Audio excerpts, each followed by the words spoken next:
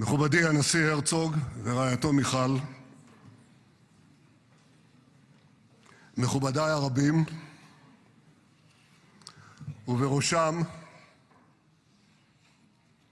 ידידנו הגדול, נשיא ארצות הברית, הנשיא דונלד ג'יי טראמפ.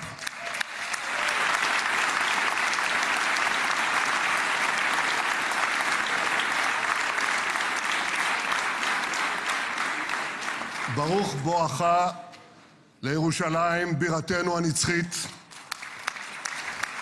ברוך בואך לישראל ביום המרגש הזה שיחקק בתולדות עמנו.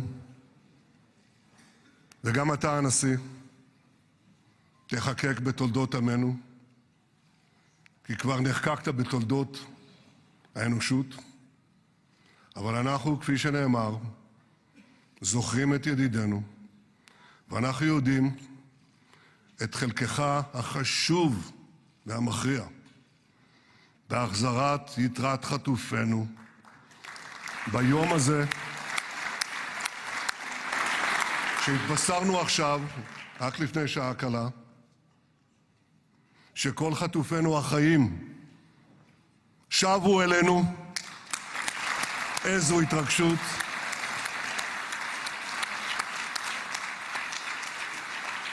כמה חיכינו לרגע הזה, ואנחנו מחויבים להחזיר את כולם. ואני רוצה להודות לך באופן אישי ובשם האומה כולה. תודה לך, הנשיא טראמפ. תודה לך.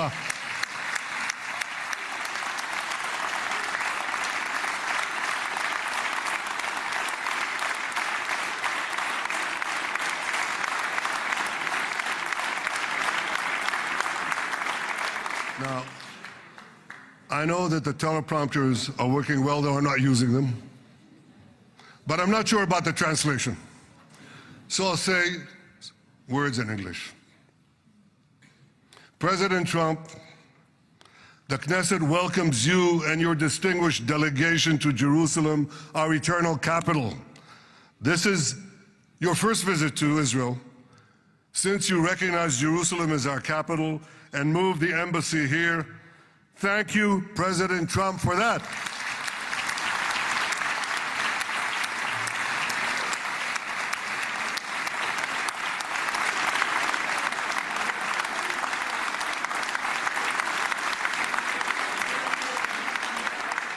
There are many other reasons to thank you since your last visit here. Thank you for recognizing Israeli sovereignty over the Golan Heights.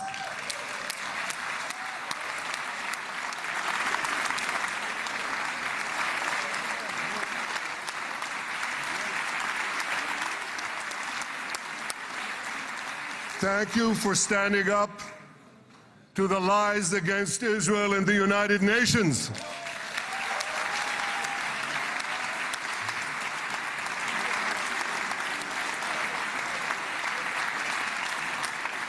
Thank you for recognizing in your 2020 peace plan our rights in Judea and Samaria, the ancestral homeland of the Jewish people.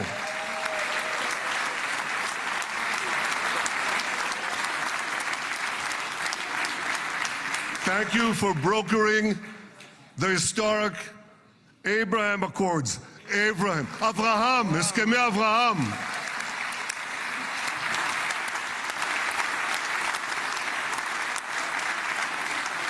Thank you for withdrawing from the disastrous Iran nuclear deal.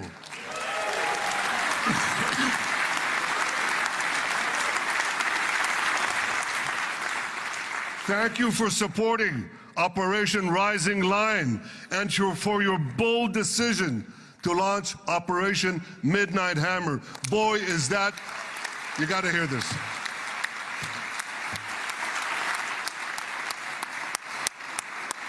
This is the most fitting name ever named for a military operation, because a little after midnight, you really hammered them.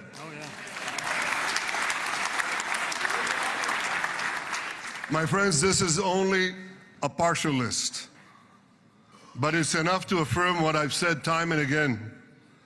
Donald Trump is the greatest friend that the state of Israel has ever had in the White House.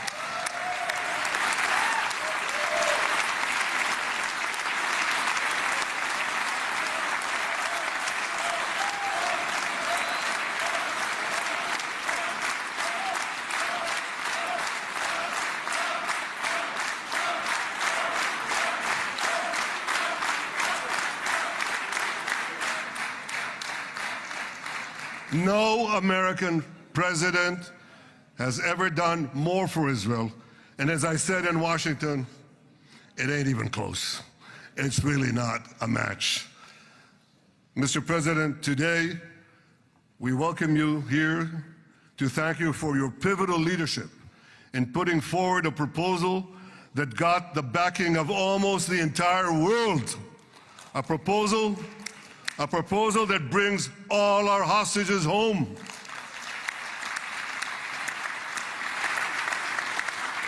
A proposal that ends the war by achieving all our objectives. A proposal that opens the door to an historic expansion of peace in our region and beyond our region. Mr. President, you are committed to this peace. I am committed to this peace. And together, Mr. President, we will achieve this peace. We've done it before. We've done it before in the Abraham Accords, and we'll do it again. Mr. President, today the Jewish calendar marks the end of 2 years of war. That war began on October 7th, on the Jewish festival of Simchat Torah. You always tell me, and you tell the world, remember October 7th. Mr. President, we remember. We remember the thousands of Hamas terrorists who stormed into our towns and kibbutzim. We remember the 1,200 people Hamas savagely slaughtered in cold blood, including dozens and dozens of Americans. We remember entire families burnt alive as they embraced each other. We remember the beautiful young Israelis brutally gunned down at the Nova Music Festival. We remember the hundreds of our citizens who were dragged into the dungeons of Gaza, including 12 Americans, men and women, young and old, babies and elderly Holocaust survivors. My friends, Mr. President, Donald, these monsters take babies as hostages.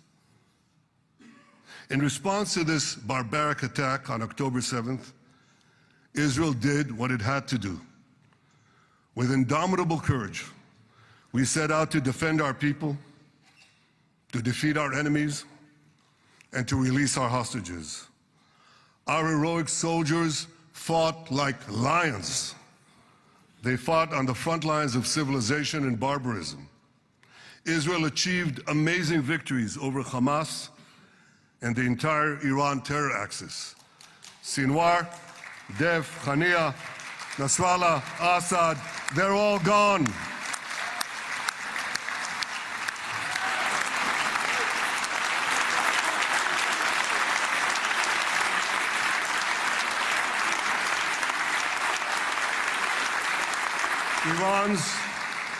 Iran's nuclear weapons and ballistic missile program, with your enormous help, Mr. President, rolled back.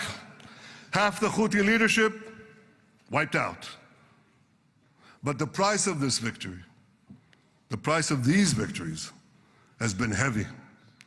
Nearly 2,000 of Israel's finest were lost, nearly half in battle.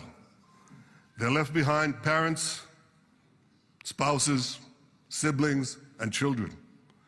Their love and laughter, their promise and potential were lost forever.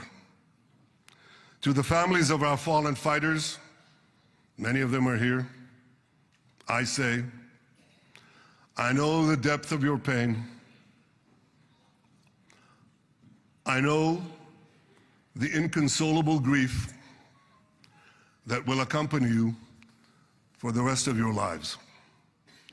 The state of Israel bows its head in eternal gratitude to our fallen heroes. Because of these heroes, our nation will survive. Because of these heroes, our nations will thrive. And because of these heroes, our nation will have peace.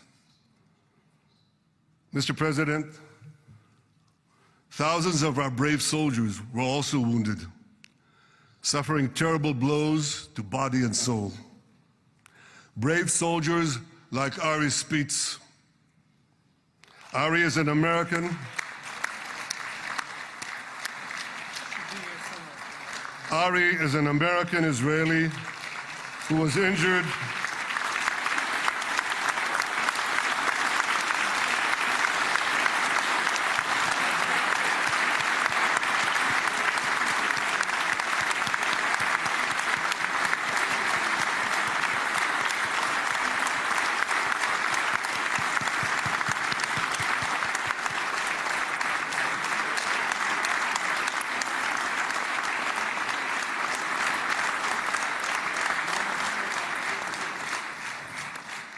Ari is an American Israeli who was injured in Gaza while searching for Hamas terrorists and weapons.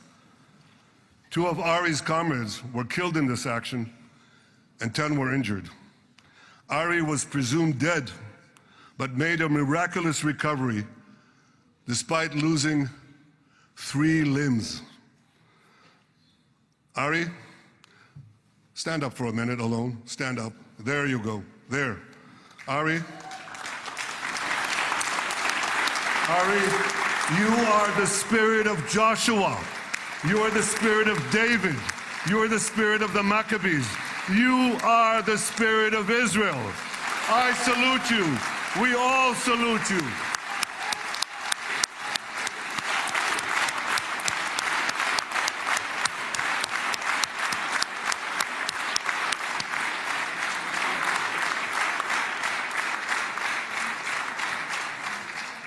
Sabine Tassa of Kibbutz Netiv HaAsara is watching us today from the Israeli consulate in Los Angeles.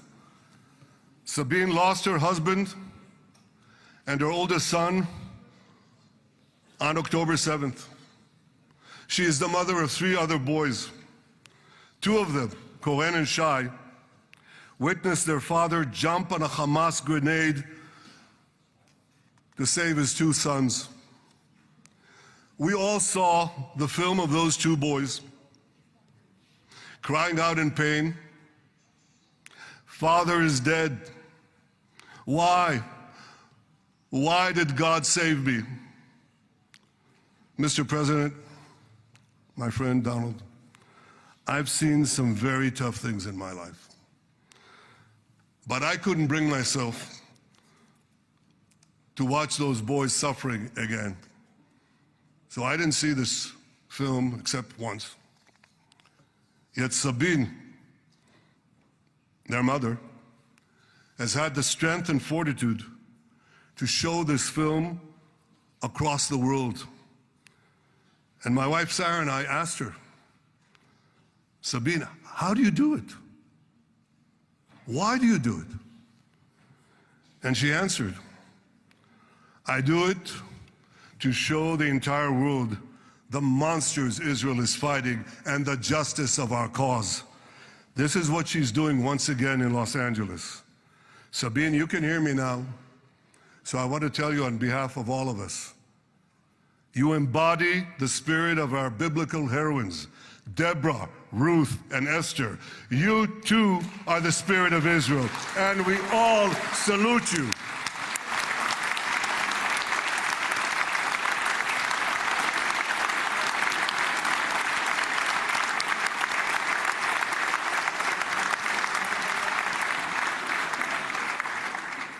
Mr. President, you asked me on our many conversations during the 12-day war with Iran, you asked me, how are the people holding up? And I said to you, our people are strong. Israelis are a nation of lions with unlimited resolve to defend our country and secure our future. The people give strength to our soldiers, and the people give strength to me and to my colleagues. The Jewish people have risen from the ashes time and again, but when we formed the State of Israel and the Army of Israel, we pledged never again would be defenseless against our enemies. And that resolute strength not only assures our survival, it assures our future, it assures peace. We have paid a high price for this war, but our enemies now understand just how powerful and just how determined Israel is. They understand that attacking Israel on October 7th was a catastrophic mistake. They understand that Israel is strong and that Israel is here to stay. And this, Mr. President, is the indispensable foundation of peace. Peace through strength.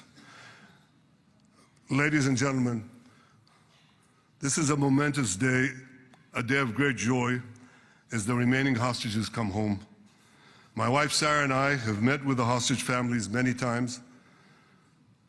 There were no words to describe their agony, only tears of bottomless sorrow and unimaginable pain. At the beginning of the war, I promised to bring all the hostages home. Today, with the indispensable help, the determined and focused help, the unremitting help of President Trump and his team, and with the incredible sacrifice and courage of the soldiers of Israel, we are fulfilling that promise.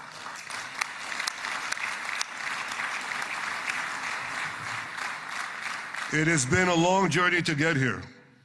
In the first week of the war, our brave soldiers put military pressure on Hamas, and the international community put diplomatic pressure on them. This enabled us to secure the release of over 100 hostages. In heroic rescue attempts behind enemy lines, Israel's special forces rescued 8 live hostages and brought back the remains of dozens more. But as time went on, we all know what happened. The diplomatic pressure was turned on its head. More and more governments bought into Hamas's false propaganda. More and more governments succumbed to anti-Semitic mobs in their own countries. They just turned on Israel. They called for us to surrender to Hamas demands, just leave Gaza immediately, they said, end the war without committing to disarm Hamas, without committing to demilitarize Gaza. Had Israel succumbed to those demands, not only would Sinwar, Nasrallah, Assad, and Iran's missile and nuclear program remain intact. Not only that, because in no time, the Hamas killers would be back on the border fence, ready to repeat the horrors of October 7th again and again, as they vowed to do. But just at that point of maximum pressure on Israel, a man named Donald J. Trump was elected President of the United States.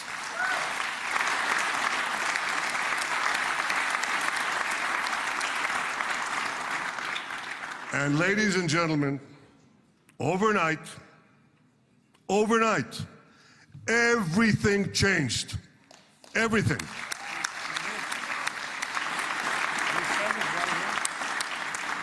Mr. President, thanks to your unequivocal backing of Israel, we secured a second hostage deal within weeks of your election. And in the months that followed, we worked closely together to forge a path to bring the remaining hostages home and end the war.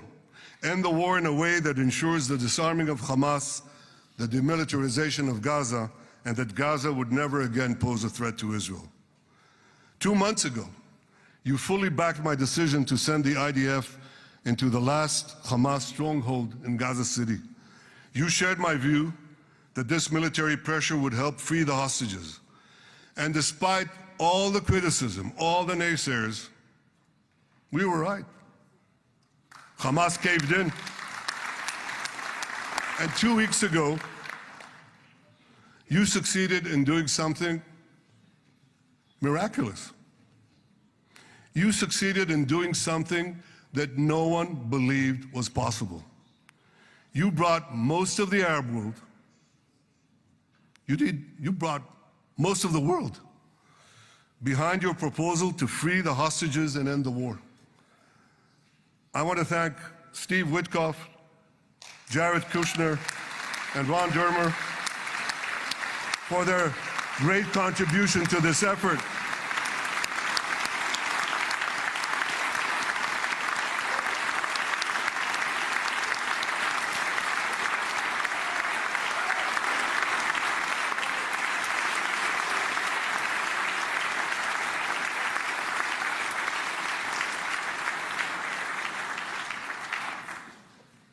And I want to thank our negotiating team. I believe that the close cooperation between the two of us, between our two nations, combining Israel's military pressure and President Trump's unmatched global leadership.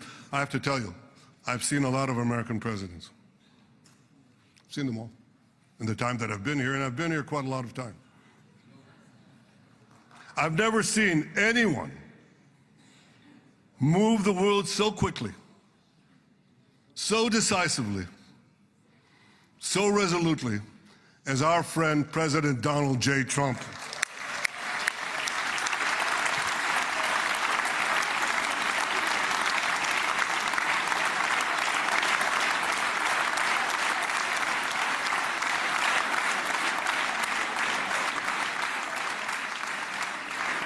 With our military pressure and President Trump's global leadership, we achieved this historic moment. It's a moment of indescribable joy as our nation embraces our sons who are coming home. Mr. President, this week, Jews around the world are going to read the book of Ecclesiastes, Kohelet, in the Bible. The Bible has many miraculous moments. One of them was your decision to bomb Fordo. I think it was a pivot of history because it wasn't meant only to bomb Fordo.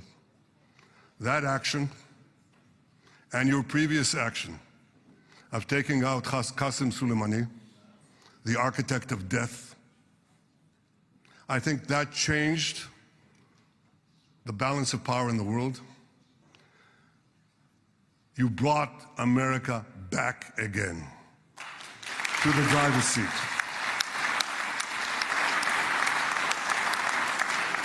Now, I said that we're going to read this week the book of Ecclesiastes. It's not a book of action.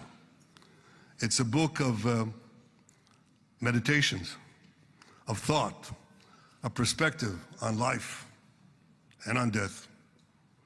And in this book, we read the immortal words of King Solomon. To everything there is a season, and a time for every matter under heaven. Et milchama ve'et shalom. A time for peace and a time for war. The last 2 years have been a time of war. The coming years will hopefully be a time for peace.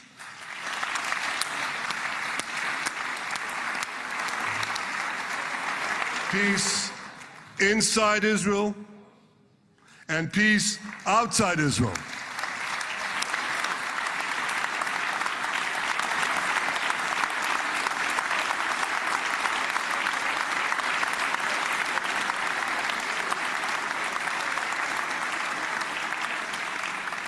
I look forward to continuing marching with you on the path we paved together with the Abraham Accords. Under your leadership, we can forge new peace treaties with Arab countries in the region and Muslim countries beyond the region. Abraham's children will work together to build a better future, a future that will unite civilization against barbarism, light against darkness, and hope against despair. And my friends, I believe that with President Trump's leadership, this will happen a lot faster than people think.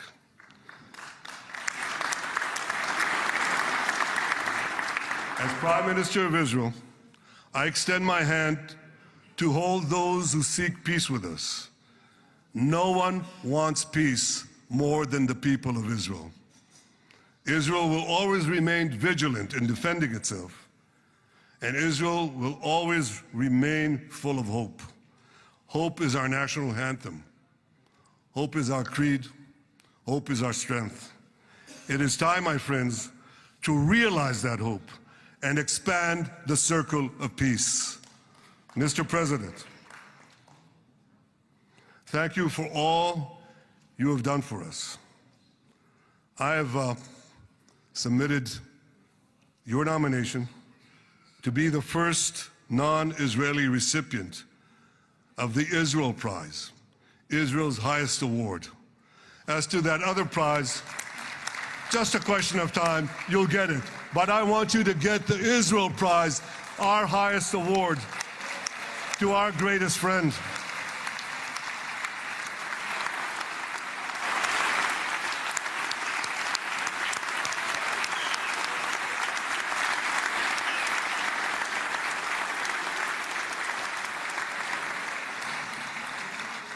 When others were weak, you were strong. When others were fearful, you were bold. When others abandoned us, you stood by our side. On behalf of the government and people of Israel, I thank you for your extraordinary friendship. Thank you for helping bring our hostages home. Thank you for supporting Israel's march to victory. Thank you for paving a path to peace. מכובדי נשיא ארצות הברית, ידידי דונלד, ברוך הבא לישראל, ברוך הבא לירושלים, ברוך הבא ביום המרגש הזה, שהחיינו וקיימנו והגיענו לזמן הזה.